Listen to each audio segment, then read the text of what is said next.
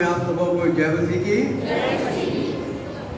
और उससे पहले भाई साहब भी आप लोगों को मुबारकबाद दे चुके हैं। मैं भी जितनी माइयाँ बैठी हैं हर एक को आज का हैप्पी मदर्स डे बहुत बहुत मुबारक हो, बहुत बहुत मुबारक हो। लेकिन आज के मदर्स डे से मैं ये इच्छा रखता हूँ आप लोगों से कि आज से कम जितनों को मालूम था वो तो बात की बात है, जितनों को नहीं मालूम था वो भी अब एक क्या बनने की कोशिश करें, एक आदर्श माँ बनने की कोशिश करें। हैं माँओं की जिंदगी गुजारे जो छोटे छोटे बच्चे जो आ जाएंगे इनको आप वो शिक्षा दें, वो राह दिखाएं जो हमारे प्रभु यीशु मसीह चाहता है। हैं एक अच्छा मार्ग दिखाएं ताकि कल को ये बच्चे भी आगे चल के अपनी माँओं की इज्जत कर सकें।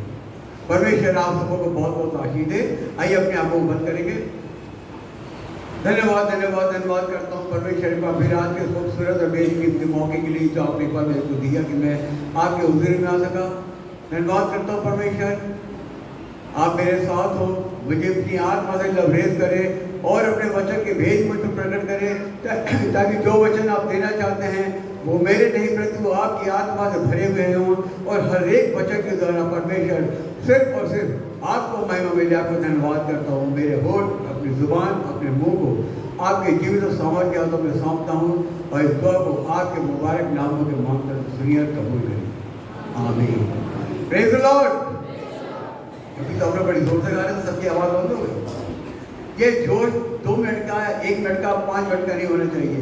ये हमेशा हमेशा के लिए होना चाहिए क्योंकि हम जिएंगे तो प्रभु के लिए, मरेंगे तो प्रभु के लिए। Praise the Lord, praise the Lord. परमेश्वर का धन्यवाद हो। और बाइबल में एक जगह लिखा हुआ है कोई भी पैरवी करके बाइबल ना खोले, वैसे बाइबल में मेरी पढ़ने की मदद करेंगे जो जो बाइबल जानते हैं, जो बाइबल के क्या था बहुत जल्दी खोल लेते हैं, हम भी जानते हैं। और जब मैं कोई वचन पढ़ाऊँ तो पढ़िएगा जरूर। बाइबल में कोई बाइबल ना खोले मेहरबानी करके हैं। एक जगह लिखा है खुदा ने दुनिया से ऐसी मोहब्बत रखी कि उसने अपना इकलौता पुत्र दे दिया ताकि जो कोई उस पर ईमान लाए वो नाश ना हो परंतु अनंत जीवन पाए। मैं पूछ ही नहीं रहा हूँ किसी से, ये आज कहाँ लिखी मालूम आपको? जोर से बोलिए। यूहन्ना 3:16 में। अब 17वीं आयत क्या लिखी मालूम आपको?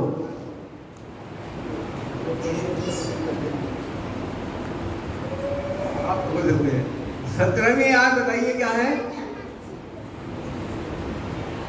कितना हम कलाम को पढ़ते हैं और आज मैं कलाम आपको देने वाला हूँ, विश्वास करके मानिए पलक झपकते आपका उद्धार हो जाएगा। पलक झपकते उद्धार हो जाएगा। कितने लोग चाहते हैं कि आपका उद्धार हो जाए? सभी लोग चाहते हैं। मैक्सिमम मैंने देखा 75% है जो चाहते हैं कि उद्धार हो जाए। अगर आप चाहते हैं उद्धार हो जाए तो आज के ऊपर वचन के ऊपर मनन करेगा। लिखा है 17वीं आयत में परमेश्वर के पुत्र ने अपने पुत्र को इसलिए नहीं भेजा कि वो लोगों पर दंड की आज्ञा दी, परंतु इसलिए भेजा कि लोगों का उद्धार कर सके। 17वीं आयत निकाल लीजिए, देख लीजिए। थोड़ा जल्दी बाइबल पढ़ने में मदद करिए तो अच्छा रहता है। परमेश्वर ने हाँ हाँ जगत में इसलिए, बड़े ध्यान से सुनिए एक एक शब्द को, इसलिए नहीं भेजा हमारा प्रभु यीशु मसीह की जरूरत दंड की आज्ञा नहीं देता, ना ही किसी को दंड देता था। वो खुद अपने ऊपर तकलीफें ले लेता है, अपने ऊपर दंड सह लेता, लेकिन किसी को देता नहीं। और आगे हाँ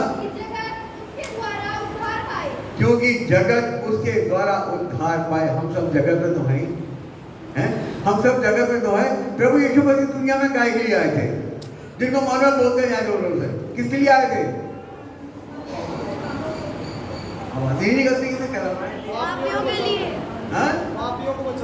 पापियों को क्षमा करने देंगे। भाई साहब बोल रहे इतने लोगों को सबके मुंह बंद है, सबके मुंह बंद है, क्योंकि मेरे को आवाज नहीं आएगी तो मैं यही कहूँगा सबके मुंह बंद है। पापियों को बचाने के लिए, किसको बचाने के लिए? पापियों को बचाने के लिए। और पापियों को बचाएंगे और अब जब वो बादलों पर आएंगे तो किसको अपने साथ ले जाएंगे? किसको ले जाएंगे? अपनी दुल्हन को। वो अपनी दुल्हन को, यही पापी जो है हम और आप, हम ही उसकी दुल्हन बनेंगे। लेकिन कब होगा ये कब होगा? जब हम अपने पापों से पूरी रीति के साथ पश्चाताप करेंगे। पूरी रीति के साथ पश्चाताप करेंगे, पलक झपकते आपका उद्धार हो जाएगा। पलक झपकते। वैसे तो हम दुनिया के अंदर कई सालों से जन्म से भटकते चले आ रहे हैं, हमने कहीं परमेश्वर को जाना नहीं, परमेश्वर कुछ भी नहीं समझा। एक बार एक बहन थी मार्था, उसने यीशु मसीह, बड़े ध्यान से सुनिएगा, उसने यीशु मसीह से कहा कि हे प्रभु, ये तो तेरे कदमों पर ही बैठी रहती है, मेरे हाथ पे काम में हाथ नहीं बढ़ाती है। यीशु मसीह ने क्या कहा था मालूम आपको? उसने वो स्थान चुन लिया है जो उससे कभी छीना, बन गई मसीह की दुल्हन को। आज हम भी उस स्थान को चुन लें जो हमसे छीना ना जाए, तो हम भी मसीह की दुल्हन बन जाएंगे। तो जरूरी यह है कि हम अपने आप को पूरी रीति से परमेश्वर के लिए दे दें। क्या मरियम थी, क्या वो भी इंसान थी, क्या उसको भूख और प्यास नहीं लगती थी? लेकिन उसने अपनी बहन के साथ हाथ नहीं बढ़ाए। क्यों? क्योंकि वो परमेश्वर के वचन को वहां पर सुन रही थी। हम लोग वचन के समय गायब हो जाते हैं। परमेश्वर के वचन को बार बार आज यही बता रहा मेरे वीडियो तो सुनिएगा। आपको मैं दुल्हन बनने का तरीका भी बताऊंगा कि दुल्हन हमें कैसे बनना है आज खुदा की। इसलिए जरूरी है कि हम परमेश्वर के वचनों पर ध्यान रखें। और मेरे साथ निकालिए मेहरबानी करके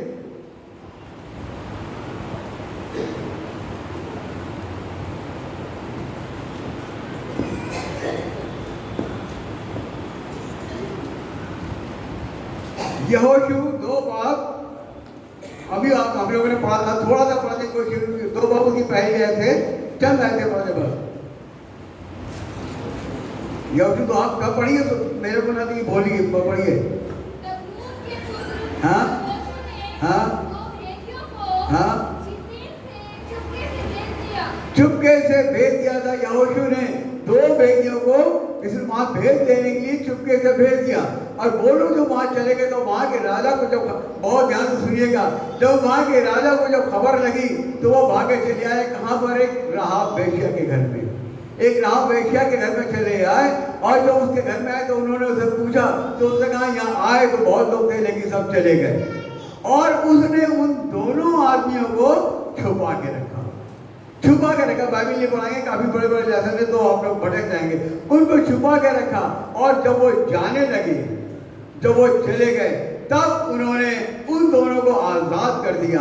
आजाद करने के बाद उस औरत ने, उस वेश्या ने सिर्फ यही कहा कि जब तुम मुझे मालूम है, उससे इतना समझा कि मुझे मालूम है कि तुम परमेश्वर के जन हो और तुम लोग यहाँ का भेद देने आए हो, इसलिए अब तुम जब यहाँ पर दोबारा लौट कर आओ तो मेरी भी सुधि लेना है, मेरी भी सुधि लेना। उन्होंने पहचान की, कहा कि एक लाल डोरी यहाँ पर बांध देना ताकि जब हम यहाँ पर आए तो हमको दिखाई देगा। और मेरे प्रियो, जब वो लोग वहाँ पर आए तो यहोशू को ये बात याद आ गई और उसने वहाँ पर देखा और उस वेश्या को, उसके पूरे परिवार को उन लोगों ने बचा लिया है। उसके पूरे परिवार को बचा लिया। और लिखा, इब्रानियों में लिखा है कि राहाब वेश्या जो थी सिर्फ विश्वास के कारण बचाई गई, सिर्फ विश्वास के कारण। अब ये बताइए, क्या हम लोग क्या वेश्या से भी गिरे हुए हैं? क्या हम लोग क्या वेश्या से भी गिरे हुए हैं? आज वैश्यों का उद्धार हो रहा है, वैश्य दुल्हन बन के जा रही है। क्या हम और आप उसे गिर चुके हैं? क्या हमारा उद्धार नहीं हो सकता? हो सकता है। परमेश्वर का वचन बार बार कह रहा है कि वो हमें दंड की आज्ञा देने नहीं, परंतु हमारा राह का उद्धार करने आया। इसीलिए उद्धार करने आया कि हमको अपनी दुल्हन को जब लौट कर आए बातों पर, तो अपने साथ ले जा सके। इसलिए परमेश्वर के वचन में लिखा है, इसकी मत्ती 21 बात निकाले, मत्ती 21 जल्दी निकालिए, मत्ती 21 और 31 में आए। मत्ती 21 और उसकी 31 में आगे पढ़िए। हाँ पढ़ो पढ़ो। 2 बेटों से एक ने कहा था मेरा ये काम करते तो कहाँ पिता कर दोगे, दूसरे कहाँ देखा जाएगा है। मतलब मैं बहुत शॉर्ट में बता रहा हूँ। किसने पिता की इच्छा पूरी करी थी? आगे हाँ, पहले ने तो कहा था मैं नहीं जा रहा, लेकिन वो जाके चला गया और उसने अपने पिता के काम को कर दिया। पहले ने करी और आगे क्या हुआ? हाँ हाँ, सुनिएगा, यीशु ने उनसे कहा मैं तुमसे सच कहता हूँ, महसूल लेने वाले और तुमसे पहले परमेश्वर के राज्य में प्रवेश कहाँ प्रवेश करती हैं? कौन करता है? महसूल लेने वाले और वेश्याएं, ये परमेश्वर के दुल्हन बन चुके हैं। महसूल लेने वाला कौन था मालूम है आपको? अच्छी तरह पढ़ा हम लोगों ने। जब जक्कई था वो महसूल लेने वालों का सरदार था। जब खुदा उसके घर में आया तब खुदा ने उसे कहा कि आज तेरे घर में नजात आई है, आज तेरे घर में उद्धार आया है। इसलिए मेरे प्रियो, हम परमेश्वर के वचनों को पढ़ते हैं मगर ये ध्यान नहीं देते कि परमेश्वर अपने दुल्हन को ले जाने के लिए आया है। हमें और आपको इंतजार करना पड़ेगा, सिर्फ पश्चाताप करना पड़ेगा, कुछ नहीं करना है, सिर्फ और सिर्फ पश्चाताप करिए, आपका बैठे बैठे उद्धार हो जाएगा।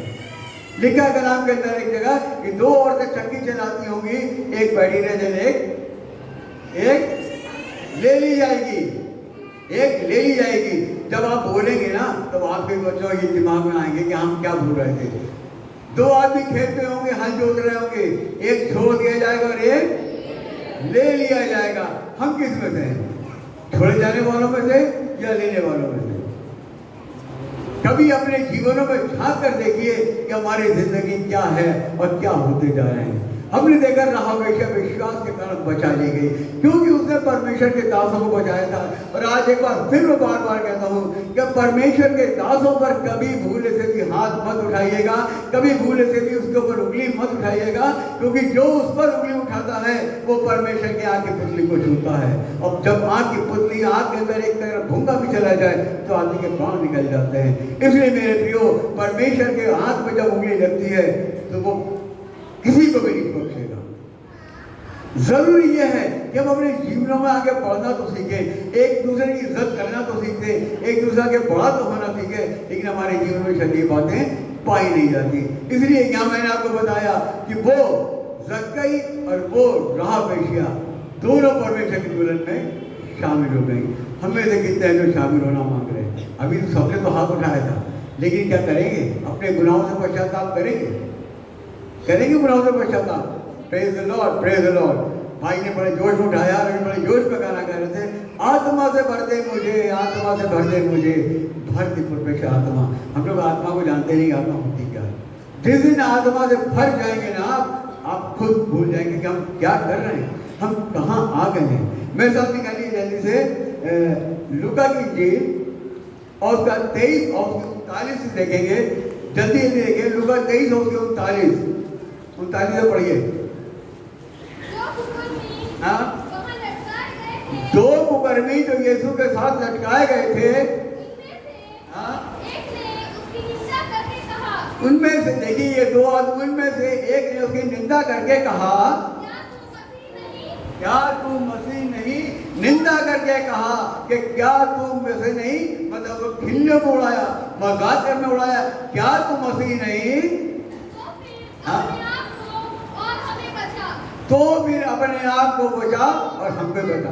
वो सेल्फिश थे, उधर से वो स्वार्थी था, वो कहता अपने आप को बचा, हमको बचा, मजाक उड़ा रहा था। कभी मसीह को हंसी ठट्टों में नहीं उड़ाया जाता मेरे प्रिय। जिसने हंसी ठट्टों में मसीह को उड़ाया उसका तो नाश होना ही होना है। और देखिए यहाँ लिखा, आगे क्या लिखा फिर? इस पर हाँ, दूसरे ने किसको डांटा? किसको डांटा? अपने साथी को, हैं?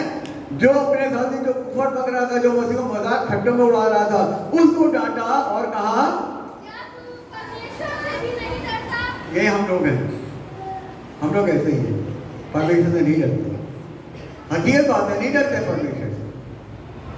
अगर परमेश्वर से डरते होते तो आप सब उद्धार पा चुके होते। लेकिन आज फिर मैं आपको दुल्हन बनने का मौका दे रहा हूं कि अगर आप चाहते हैं कि हम बचाए जाएं, हैं, बचाए जाएं, तो वाकई में आज ही आपका उद्धार हो सकता है। लेकिन आज के बाद दोबारा कभी पाप मत करिएगा, कभी गुनाह मत करिएगा। आगे क्या लिखा है? तू भी तो वही दंड पा रहा है। हाँ, हम तो न्याय के अनुसार दंड पा रहे हैं। हम तो खूनी हैं, डाकू हैं, डकैत हैं, जाने कितनों का घर उजाड़ा होगा, कितनों को विधवा बनाया होगा, कितनों को अनाथ बनाया होगा, कितने घर तबाह कर दिए होंगे। हम भी तो वही हैं। और आगे, क्योंकि हम अपने कामों का ठीक फल पा रहे हम अपने कामों का ठीक फल पा रहे हैं, हमको जो सजा मिल रही ठीक मिल रही है। उसके आगे कोई अनुचित काम नहीं किया। परंतु किसने अनुचित काम नहीं किया? एक मिनट, किसने अनुचित काम नहीं किया? प्रभु यीशु मसीह ने। प्रभु यीशु मसीह ने कोई अनुचित काम नहीं किया। और ये इसको हमको तो सजा अपने कामों के अनुसार मिल रही है, लेकिन इस बेचारे को तो सजा मिल रही है। आगे हाँ, हे यीशु, हाँ एक मिनट, जब तू अब कहाँ पे आए? जोर से बोलिए, सब बोलिए, बहुत भीड़ है, बोलिए। अपने राज्य में आए। उसका राज कहाँ है? स्वर्ग में। शाबाश शाबाश, आपने बहुत जल्दी ट्रेन हो रहे हैं, बड़ी अच्छी बात है। जब तू अपने राज्य में आए, अपने स्वर्ग में जाए, तब क्या करना? परमेश्वर तो हम लोग की स्तुति आज भी लेने को तैयार है। आज भी हमने कभी खुदा से कहा, खुदा बाप मेरी भी स्तुति ले ले, मैं भी बहुत पापी हूँ, मैंने बहुत गुनाह किए, मैं संसार में भटक रहा हूँ, आज शैतान मुझे तरह तरह से परेशान कर रहा है, दुख दे रहा, परेशान कर रहा, बीमारियां दे रहा, तमाम तरह की चोटें खा रहे हैं। परमेश्वर तू मेरी भी स्तुति लेना। कभी कहा? शायद नहीं कहा। अगर कहा तो कहने के बाद फिर वो कर गए। यहाँ लिखा है तब यीशु मसीह ने क्या कहा? हाँ पढ़ो आगे, पढ़ो पढ़ो। उसने उससे कहा, मैं तुझसे सच कहता हूँ। कलाम में पढ़ेंगे बाइबल में जगह जगह मसीह ने यही कहा है कि मैं सच सच कहता हूँ, मैं सच सच कहता हूँ, क्योंकि मेरा मसीह झूठ नहीं बोलता, मेरा मसीह झूठ नहीं बोलता। और उसने डाकू से कहा, मैं तुझसे सच सच कहता हूँ कि आज ही तू मेरे साथ, आज ही तू मेरे साथ स्वर्गलोक होगा। आज ही, जैसे मैंने कहा, बड़ा झपटे हमारा राम का उद्धार हो सकता है इसी वक्त अगर आप सच्चा पश्चाताप कर ले और अगर कहे खुदा बाप मेरी स्तुति ले, फिर क्या कह रहे हैं, हमारे तो कुछ हुआ ही नहीं, किसी ने आवाज ही नहीं। यह तो विश्वास है, विश्वास के साथ मांगो तो तुम्हें दिया जाएगा। परमेश्वर का वचन कहता, और उस डाकू ने मांगा। डाकू परमेश्वर के राज्य में जा रहे हैं, वे शायद परमेश्वर के राज्य में जा रहे हैं, महसूल लेने वाले, चुंगी लेने वाले परमेश्वर के राज्य में जा रहे हैं। अब सोचिए अपनी जिंदगियों में, क्या हम इनसे भी ज्यादा गिरे हुए हैं? क्या हमारी जिंदगी इनसे भी ज्यादा गिरी हुई है? क्या हमारा उद्धार नहीं हो सकता? हो सकता है, लेकिन हमने यूहन्ना 3 की 17वीं आयत को नहीं पढ़ा ना, सिर्फ 16वीं आयत को पढ़ करके रह गए हैं कि खुदा ने दुनिया से ऐसी मोहब्बत रखी, उसने अपना इकलौता पुत्र दे दिया ताकि जो कोई क्या किसी मसीह के लिए बोला है, किसी हिंदू के लिए बोला है, किसी मुसलमान के लिए बोला है? कोई नहीं, किसी के लिए नहीं। जो कोई भी विश्वास करेगा वो नाश ना होगा परंतु अनंत जीवन पाएगा। अनंत जीवन उसका है जो परमेश्वर की आज्ञाओं पर चलेगा, वो परमेश्वर की दुल्हन कहलाएगा। और जब यीशु मसीह बादलों पर आएंगे तो हमको रात को अपनी दुल्हन के रूप में लेके जाएंगे। दुल्हन बनने के लिए तैयार हो जाइए मेरे प्रियो, क्योंकि अब यीशु मसीह का आना बहुत बहुत निकट है। अगर आप ये सोच रहे हैं कि मैं अभी पश्चाताप हो जाए, मेरा उद्धार हो जाए, और अगर नहीं हो रहा है तो ये मत सोचिएगा परमेश्वर आपको उद्धार नहीं करेगा, करेगा। उस साफ कहता है कि उसका दंड किया क्या देने का अधिकार नहीं है, बल्कि उद्धार करने का अधिकार है। इसलिए जरूरी यह है कि अपनी जिंदगियों के अंदर आज ये ऐसा खूबसूरत मौका है कि हम आज ही पश्चाताप कर ले तो हमारा उद्धार हो जाएगा। मत्ती में लिखा हुआ है, जो अंत तक धीरज धरे रहेगा उसी का उद्धार होगा। कैसे धीरज धरेगा? आज कोई तकलीफ हो गई, भाग चले जाने हैं, पैसा दुआ कर दिए, पैसा दुआ कर दिए। अरे आपको विश्वास नहीं खुदा पर, आपको मसीह पर विश्वास नहीं है, क्या आप खुद दुआ नहीं कर सकते हैं? ठीक है, अन्य जाति जो मसीह को नहीं जानते उनके लिए ठीक है, लेकिन मसीहों के अंदर दुष्ट आत्मा का पाया जाना बड़ी शर्म की बात लगती है। क्योंकि इसका मतलब कि मसीह को जाना ही नहीं, क्योंकि मसीह जब वो गिरासीनो देश से जा रहा था तो एक आदमी जिसका हजारों की दुष्ट आत्मा रहती थी, वहां से कोई जा नहीं सकता था। मसीह वहां से निकला और वो आदमी मीटर के बारे निकल ही आया, क्योंकि उसमें दुष्ट आत्माएं थी, उसमें दुष्ट आत्माएं थी। और दुष्ट आत्मा से चिल्ला चिल्ला कर कहने लगी, हमें तुझसे क्या काम, या तेरा मुझसे क्या काम। मेरे प्रियो, मसीहों के अंदर दुष्ट आत्मा नहीं होनी चाहिए। अगर हम मसीह हैं, पक्के विश्वासी हैं, बिलीवर्स हैं, खुदा पे पूरा पूरा भरोसा हमारे ऊपर है, हमारा है, तो हम कभी भी दुष्ट आत्माओं से पीड़ित नहीं हो सकते। यदि अगर आज हम दुष्ट आत्माओं से पीड़ित होते हैं तो समझ लिए हमारे अंदर कहीं ना कहीं कमी पाई जा रही है, हमारे अंदर कहीं ना कहीं कमी पाई जा रही है और हम परमेश्वर से महरूम हैं। इसलिए जरूरी ये है कि हम परमेश्वर की हर बात को जानने की कोशिश करें। आगे मैं निकल पाऊंगा और आगे मेरे साथ निकाल लीजिए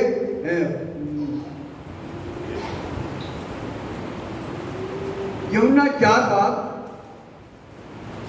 और उसकी 3 आयत से चंद आयतें पढ़िए। यूहन्ना 4 बाब और 3 से चंद आयतें, तो जल्दी निकाल लीजिए।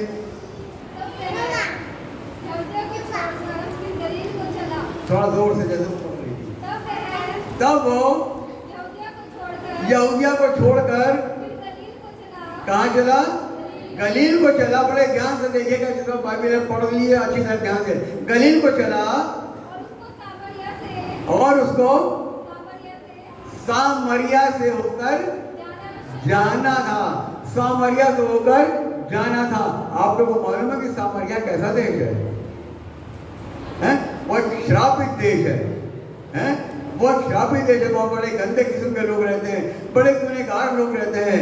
सुनिएगा इस चीज को बहुत ध्यान से सुनिएगा। वहाँ गुनहगार लोग रहते हैं, तरह तरह के गुनाह उन लोगों के अंदर पाए जाते हैं। और मसीह कहाँ से जा रहा था? गुनहगारों के देश में से जा रहा है। मसीह किस लिए आया था दुनिया में? पापियों को बचाने ना। वहाँ पर उन पापियों को बचाने के लिए जा रहा है।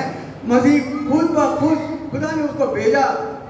अगर आपने बाइबल पढ़ी है, जो जानता अच्छी तरह से, मसीह ने कहीं भी किसी के ऊपर हाथ नहीं उठाया, किसी के ऊपर भी हाथ नहीं उठाया, क्योंकि वो हम लोगों से प्रेम करता है।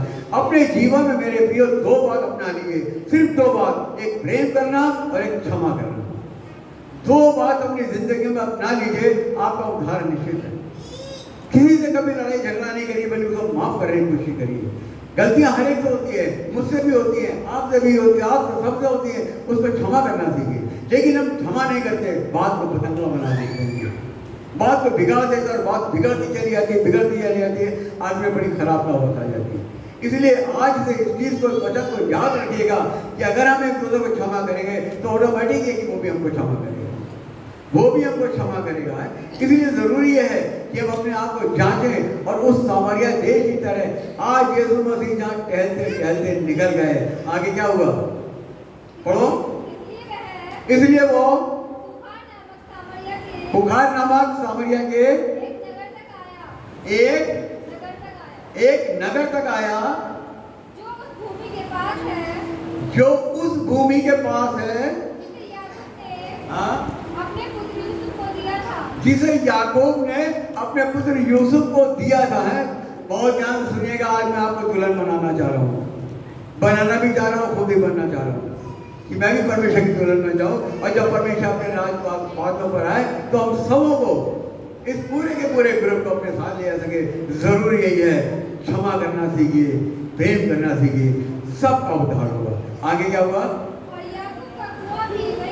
और याकूब का कुआं भी वही था। यीशु मार्ग का थका। अक्सर हम लोग भी कभी रास्ते में जाते हैं, काफी थक जाते हैं और क्या करते हैं, कहीं जाकर के बैठ जाते हैं, थोड़ा सा रेस्ट कर लेते हैं, आराम कर लेते हैं। यीशु भी थका हुआ था और वहां जाकर उस कुएं के पास बैठ गया। तब क्या हुआ? कितने घंटे के बाद? ये बात लगभग 6ठे घंटे के बाद हुई। क्या बात हुई 6ठे घंटे तक? हाँ पढ़ो। इसलिए एक स्त्री जल भरने आई। बहुत ध्यान से इस वचन को सुनिएगा। एक स्त्री जल भरने के लिए आई। यीशु पहले के समय में नाज़री यहूदियों का कोई मेल मिलाप नहीं था। वो अपने कुएं से पानी नहीं पीने देते थे, वो उनके कुएं से पानी नहीं पीने। लेकिन एक यहूदी, मेरा मसीह, जो कि सबसे ऊंची जात का कहलाता है, एक नीच जात के पास आ गया और उससे कहने लगा कि मुझे पानी पिला, मुझे पानी पिला। अगर यहाँ कोई बाहर कोई इत्तेफाक अगर कोई स्वीपर घूम रहा है, कोई जाकर उससे भैया पानी पिला, मेरे ख्याल से कोई नहीं कहेगा, हैं? नहीं कहेगा, क्योंकि हम उसको इंसान ही समझते हैं। हम उसको इंसान नहीं समझते हैं। अगर आज स्वीपर संसार के अंदर ना पाए जाए तो सारा संसार गंदगी से भर जाएगा, गंदगी से भर जाएगा। यही स्वीपर है जो संसार की सफाई करते हैं, हमारे आपके घरों की सफाई करते हैं, मोहल्लों की सफाई करते हैं, जिनको हम धुतकार देते हैं। लेकिन मेरा मसीह देखिए उस नीच स्त्री से कह रहा मुझे पानी पिला, क्योंकि उसके चेले तो हाँ नगर में भोजन में मोल लेने को क्योंकि उसके चेले तो नगर में भोजन लेने के लिए मोल गए हुए थे। किसके चेले? मसीह के चेले मोल लेने के लिए गए थे भोजन। तो क्या हुआ? उस सामरी स्त्री ने उससे कहा, उस सामरी स्त्री ने उससे कहा, तू यहूदी होकर हैं? तू यहूदी होकर तू यहूदी होकर उस सामरी स्त्री से पानी क्यों मांगता है? देखिए वही बात आ गई ना, तू यहूदी होकर मुझ नीच स्त्री से पानी क्यों मांगता है? क्योंकि यहूदी हाँ सामरियों के साथ प्रकार का व्यवहार नहीं रखते। किसी प्रकार का व्यवहार नहीं रखते थे, ऊंच नीच मानी जाती थी, ऊंच नीच मानी जाती थी, किसी प्रकार का व्यवहार नहीं रखते।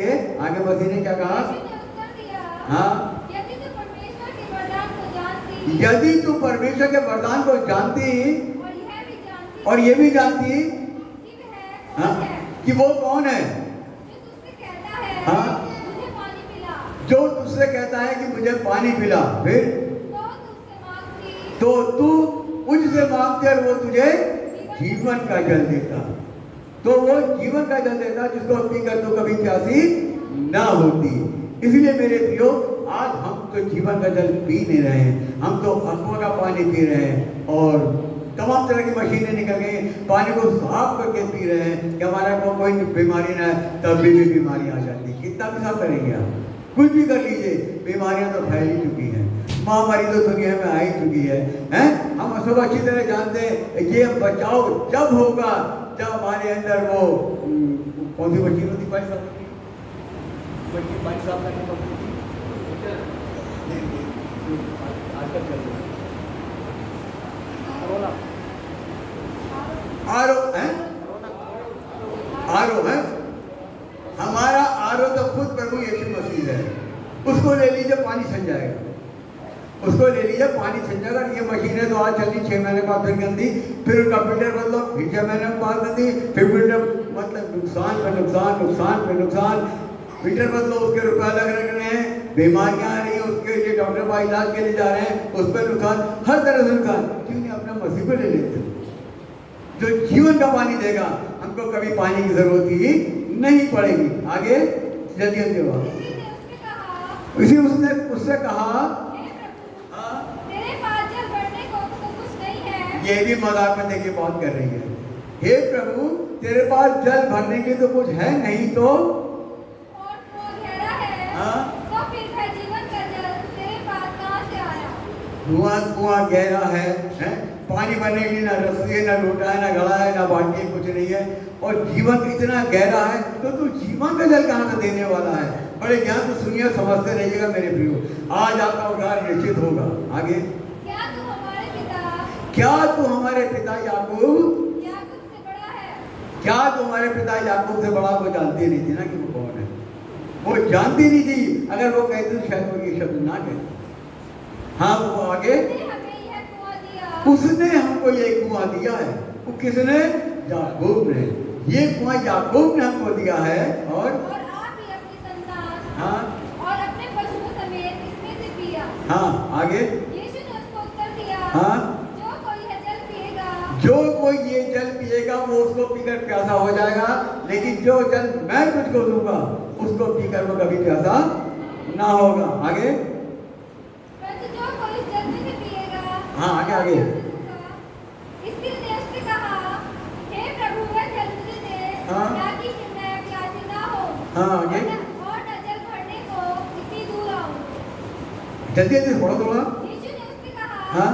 जा अपने पति को यहाँ बुला ला। यहाँ से बात सुनिएगा, देखिए इसके बाद मैं वचन समाप्त करूंगा, बात बहुत ध्यान से सुनिएगा।